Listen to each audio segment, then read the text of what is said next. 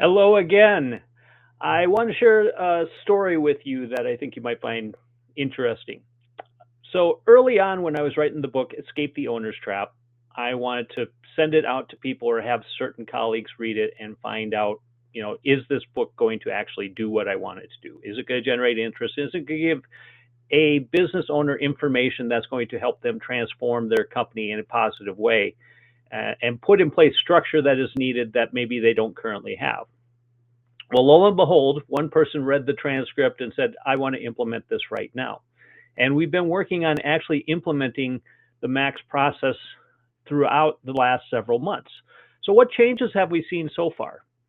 Well, at the top level, we've seen greater clarity on what is actually going on in the organization. And we've been able to highlight 3 to 4 key areas that definitely need improvement. It's not that the company is running bad, and it's not that the company is not profitable.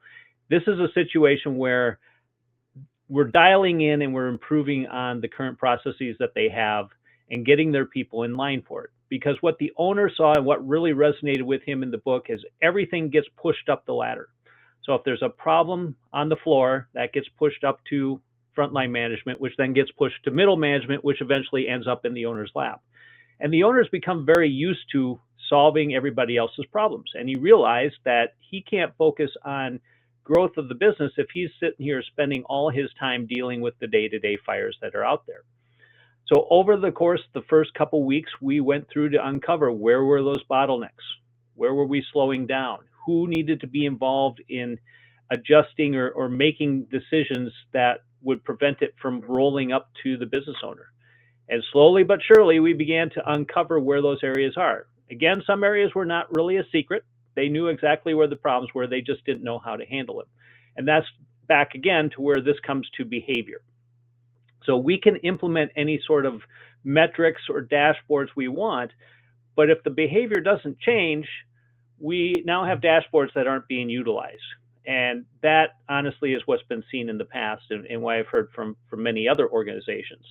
Implement the systems, but without changing the behaviors, you eventually slip back into the old habits. And that leads to a waste of time, a waste of money, and spinning your wheels in the sand, as I would call it. So in the first couple of months, we've started to analyze where those changes need to happen, and then we started slowly picking processes to implement. And what I mean by slowly, I mean over the course of a couple of weeks, because again, I'm focused on changing habits and building discipline. I'm not focused on implementing a system right away. So we picked the low-hanging fruit. We picked where the biggest pain points were at.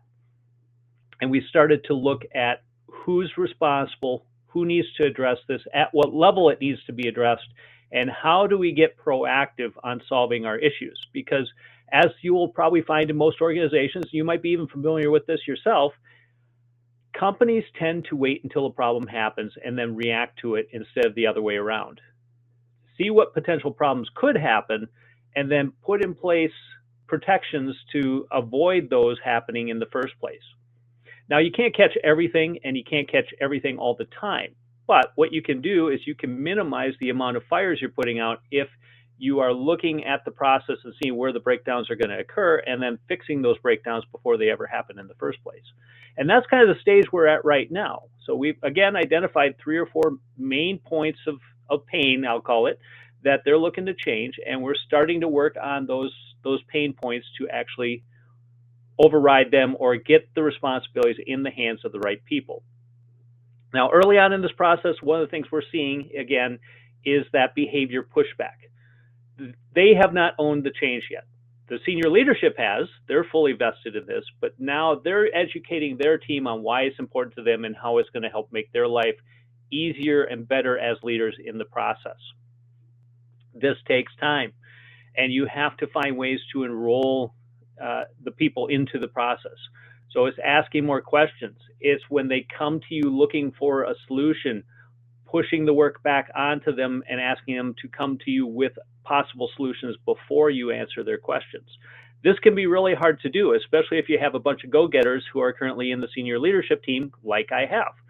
And they're finding it hard to resist pushing back or answering those questions and just solving the problem right away. The weakness here is if you do that, you continually become the resource for people to come to you to answer the questions. And if you're trying to avoid that and trying to get work off your plate, the only way you can do that is teach your team how to solve their own problems more effectively and come to you with their potential solutions and seek approval versus seeking you to correct their actions. We're in that phase right now where we're implementing that process. And sure enough, we are seeing the changes happen. Are they happening as fast as most organizations would like?